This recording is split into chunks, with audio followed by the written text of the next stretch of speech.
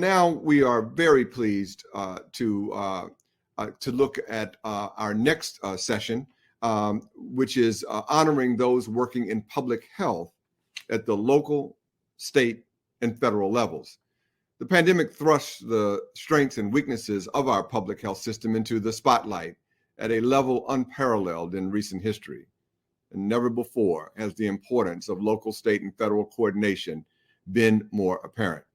Often working behind the scenes, public health servants had the incredible task of keeping up with a rapidly evolving pandemic, working with sometimes outdated and underfunded systems, and working to convince the public to do what was necessary to keep the virus from spreading, and having to do that work with unprecedented challenges, personal attacks, vitriol, mean-spiritedness, and yet they have persevered. Despite these challenges, those we are honoring today in the category of public health continue to persevere, applying important lessons learned to save lives and improve health for millions of people every day. Our three guests are each special in their own right. Dr. Ann Schuchat is an internist and epidemiologist whose career at the Centers for Disease Control and Prevention spanned 33 years. Prior to her retirement, she was the agency's principal deputy director from 2015 to 2021 and served twice as acting CDC director. She's been instrumental in decades of CDC emergency responses, including not only COVID, but the 2019 outbreak of vaping, associated lung injuries, the 2009 H1N1 influenza pandemic, and the 2003 SARS outbreak, where she was deployed to Beijing, China. Lisa McCone Harrison has been a member of the public health field for over 20 years and the local health director of the Granville-Vance Public Health District in North Carolina since 2012. She also serves as president of the National Association for County and City Health Officials, NACCHO, where she advocates for additional and new models of funding for public health for the nearly 3,000 heroes and sheroes in our local health department across the nation. And I must say personally that NACCHO has been an extraordinary asset to this nation during this pandemic and otherwise. And then we're also pleased that Dr. Ann Zink is here. She serves as the Chief Medical Officer for the Alaska Department of Health and Social Services and is President-elect of the Association of State and Territorial Health Officials. Once again, I was privileged to be a member of ASTO, and I recognize the extraordinary courage, leadership, and dedication of all of our state public health officials. Dr. Zink is a practicing emergency room physician who led Alaska's COVID-19 response, and during the pandemic, she appeared nightly in state news conferences to disseminate public health information and established partnerships with tribal healthcare providers to distribute the vaccine to the most rural parts of her state. To begin our conversation with all three of you, let me start first with Dr. Schuchat, and then go in order for the answers to this question in your perspective. Describe for you the moment that you realized the impact that you and your organization would have on people's COVID risk level. What was that moment and what was going through your mind? And let me start with you, Ann Schuchat. Yeah, thanks so much. It's just such a pleasure to be part of today's events. And, you know, I just love the last panel and listening to the community engagement efforts. I think for me, it really began in mid-January. It was a long weekend, the weekend when the Reverend Dr. Martin Luther King Jr. is celebrated and so forth. And on that Friday afternoon, we sent about 100 CDC staff to a few airports around the country. We didn't know very much about the virus. We didn't know if it was going to turn into something like SARS in 2003, where the US was spared, or something like the H1N1 pandemic, where we were kind of first on the scene in a global problem. But I don't think I realized it was going to be as bad as it's been. But sending that many people on a Friday afternoon around the country it's not going to be a normal year. And I think that CDC is always in the middle of public health emergencies in the United States and often around the world as well. But I couldn't have imagined the kind of experience that we've all shared and just the hardship that families and communities have gone through. Lisa, what about you? Yes, well, I'll echo Anne's notion of paying close attention in January and February of 2020 to the news and to what was happening. I had just traveled myself to a meeting on the West Coast and had started to see more mask wearing and started to pay attention a little bit more closely. But it was Wednesday, March 11th of 2020, when I was watching a World Health Organization presentation, and still have that written down on my desk here on my calendar as a day that will go down in public health memory for a while. Great. And Zink. Yeah, many similar responses. I felt like it was kind of this gearing up, and each of these gears just kind of got tighter and tighter. And there are clearly a few moments. For me, one of the most distinct was when we got called to see if we would support the Wuhan repatriation flight here in Alaska. We knew very little about what was happening in the planes that were being used. You needed to refuel, and we knew so little about the virus at that time. And so that was kind of the first. I honestly really remember when Dr. Shuckett talked about her experience and what she was thinking about at that time. I think that was another really key moment for me. It was actually incredibly helpful to be thinking about how is this going to fit into our lives. And I think the other key moment was actually the last time I was in DC, and it was with our ASHO colleagues. And it was when the president held his first news conference, and it was the first community case. And I remember sitting there with my other, I still get chills actually talking about it now, talking with my other state health officials. And we were like, oh man, it's in the community now. Things have really changed. Dr. Shuckett, thinking about sort of the response that you've been engaged in from the beginning, what has been the biggest challenge that you have been facing? And where did you also see the biggest opportunity to make a difference? Yeah, I mean, this virus is a really bad virus. This virus, the speed and scale that every nation has needed to deal with this virus is unprecedented in modern times, in 100 years. And the state of our public health system, was not ready and still has enormous efforts to make. So I think the biggest challenge was the enemy in this virus, and the companion challenge was the divisiveness that we've seen, that instead of it being all of us against the virus, we've seen, people making enemies of each other, or perhaps the enemy is the vaccine or the mask, instead of really, how do we work together to keep people healthy, to keep our communities going. So I think that, while I've seen lots of great stuff, that's been a dark shadow over it. I think the thing that gives me so much hope is this has been so bad that I think people recognize how important public health is, and I hope we'll see another generation interested in it. And I think the chronic disparities that have plagued our country are so vivid for people now that I hope we'll get real sustained investment and not just emergency response. So I think the need for public health, including between emergencies, is what gives me hope. Let me also take advantage, Anne, of your international experience in crises. One of the things that has been particularly frustrating in many ways here, Dr. Shuckett, in the United States, is that we so many of our people just look at this through the prism of America and our own internal politics and our own issues. But this is a global pandemic, and I wonder, have you seen the response in other countries similar to ours in terms of the challenges, the misinformation, and so forth? What do you take away as you look at the international experience? Yeah, it's a really great question. It's interesting that I'm on a committee for the World Health Organization with leaders from more than a dozen other countries, and week by week we were really comparing notes. Korea has something going on here, and there's this happening in Thailand, and then suddenly a big mess in Italy and here in the U.S. But I would say every country has had challenges, but the United States, our challenges have been really unique. I think we had a sense that it was never going to happen here, that we can handle anything, we could buy our way out of anything, and of course that is not the case. The viruses really don't care who you are, or what your politics are, what your economic policies are. The virus is nasty. So I would say that there's been solidarity in the international space, but there's also been, downsides in every country. The things that we have seen magnified here, countries that have done well have also seen in smaller communities. And even now, places that really were spared the brunt of the virus are now struggling. So I think this is just a great leveler, but we got leveled pretty fast and pretty hard. So.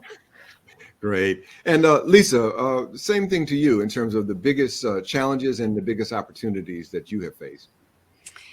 Yeah, I think, we're lucky in my state and in many states across the nation that we have local public health workers in just about every county doing the real heavy lifts of connection and partnership and community outreach and education that we learn from the different levels. And I think that's been a real gift that we've been able to make some inroads and people understand our role, as Dr. Schickett was saying, a little bit better.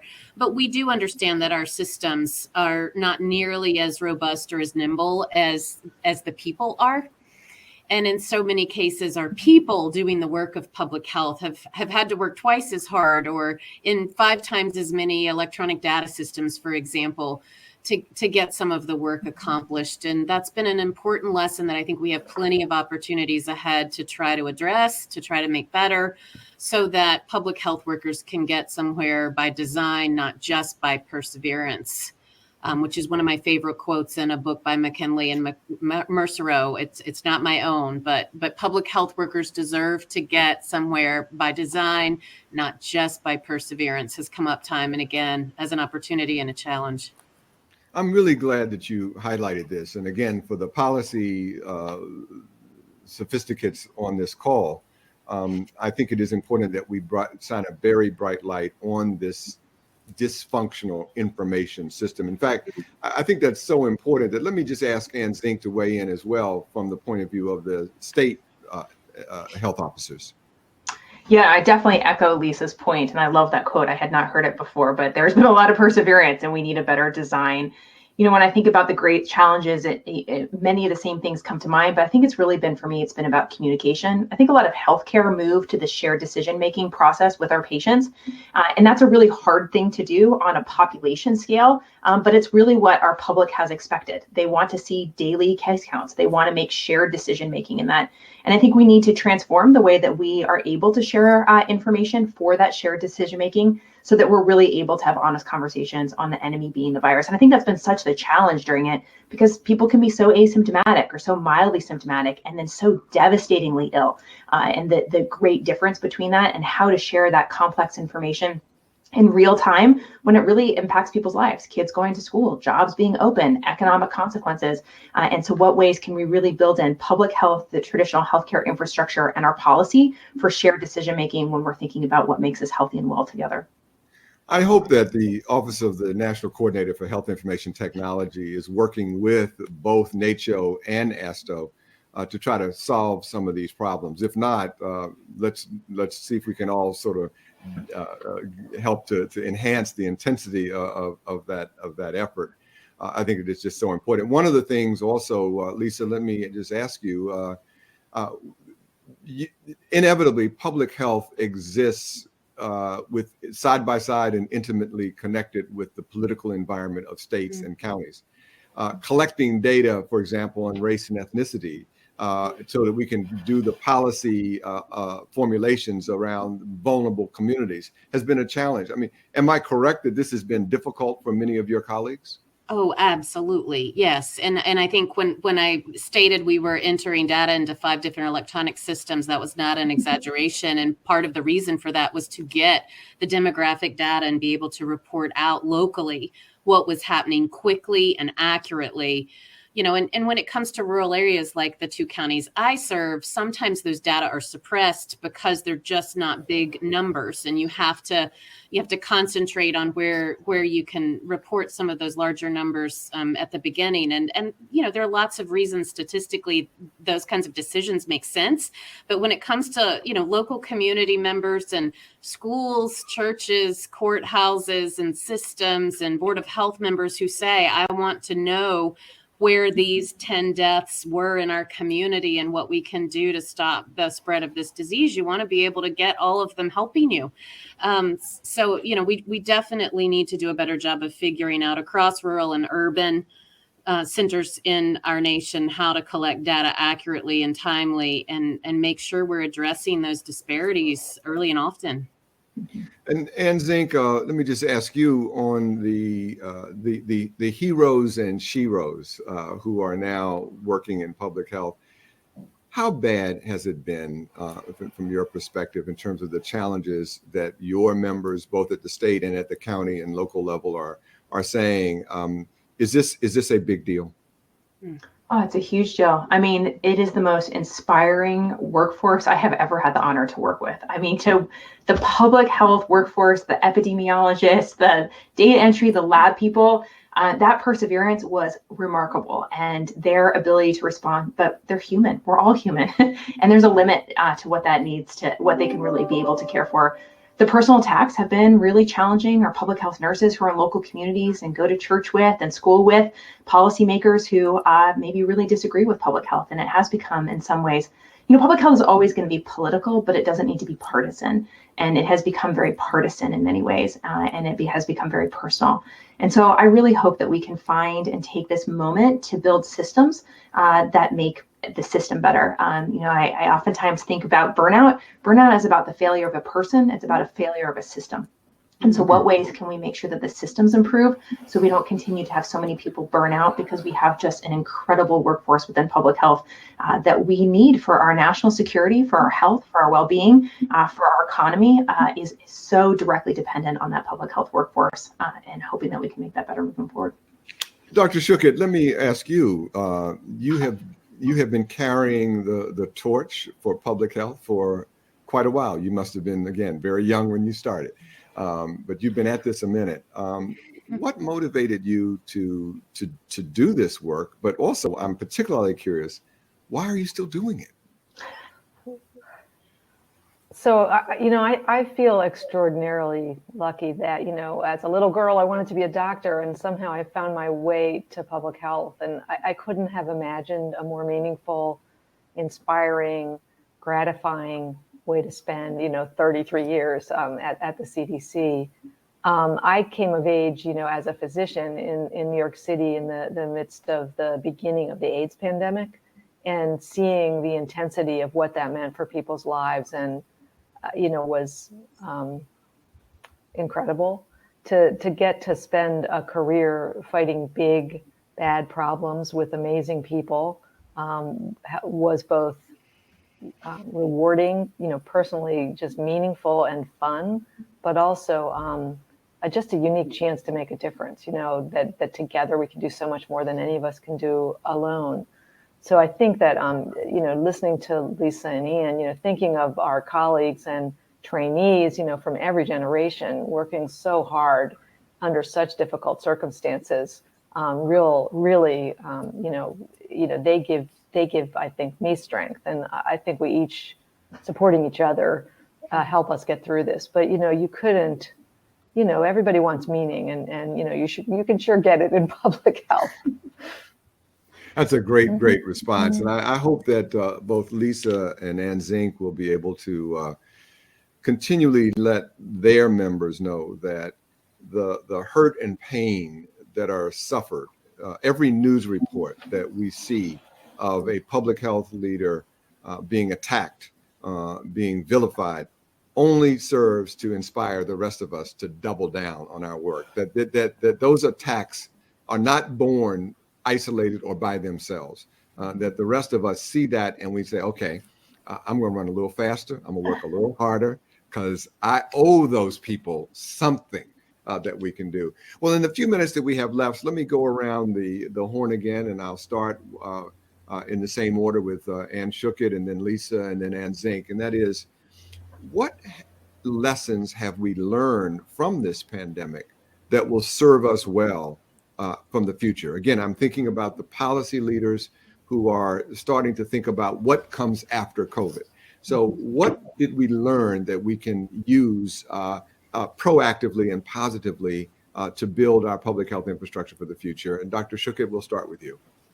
Yeah, I mean, our policymakers have been used to emergency response and feast and famine, and that does not get you the public health system that the nation needs. We will have more horrible pandemic threats and many, many emerging infectious agents, and we need systems that can stand up to them, whether it's the data systems that can't just be, single use, or the laboratory capacity, or the workforce. And I think really circling back to the previous panel, that community level trust is critical, and that does not happen if you pull out funds. If you just emergently respond and then disappear, you lose trust rather than build it. So I really hope our policymakers know that. Lisa? I think one of the most important things that hopefully people take away from this is the critical role that local public health plays community by community to keep trust and make connections and communications happen in the face of so much misinformation, malinformation, and disinformation that has been one of our other enemies during this pandemic time. We need people on the front lines everywhere to do the hard work of communicating, and we need more technology to do communications even better, faster, and stronger. And Zink. Yeah, I would say that the gaps in our systems turn into chasms during a challenge, and that's the inequities that we see, both racial inequities, rural versus urban inequities, and that we have to invest in the structure, and that informatics and information are not the same thing, but are both critically important to be able to address those gaps so we don't fall into the chasms with our next pandemic or next challenge. Well, thank you, Ann, Lisa, and Ann, for joining us today. You have been terrific, and we're so glad that you are our honorees. I hope our session today taught some of us about what goes on behind the scenes in public health. After a quick 5-minute intermission, I'll turn it back over to Sarah Dash to moderate the final 2 groups of the afternoon, honoring the medical community and our public health communicators. Be sure to click Medical Community and Communication in the right sidebar to join that session. Thank you all. Take care.